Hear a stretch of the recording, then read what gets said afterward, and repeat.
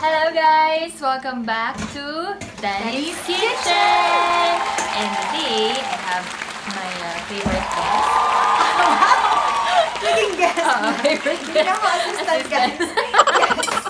So, yun nga. We're going to make adobo and yasay tame.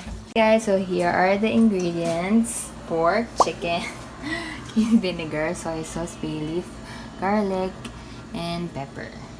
For the yasay tame, we have carrots, beans, cabbage, and Lots of love. lots of love to my assistant. So, lagay na natin yung ingredients sa kawali.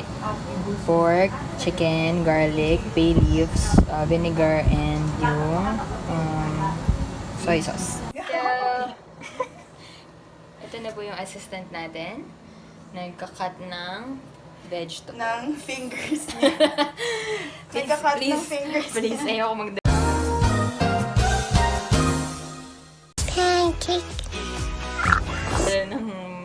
ng tao sa ospital. Mag-ano na naman. So there, yung gulay.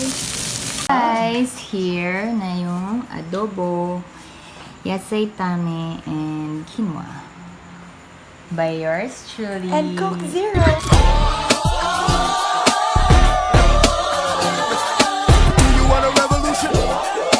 By yours truly. Guys, try na natin. Ito na. Kainin ko na.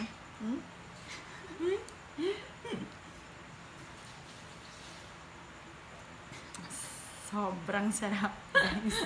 So good. Pero sarap talaga. Ito, Sarap no talaga. joke. No joke. Good job, Danny.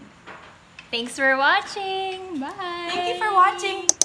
Don't forget to like and subscribe. Bye. Oh my God.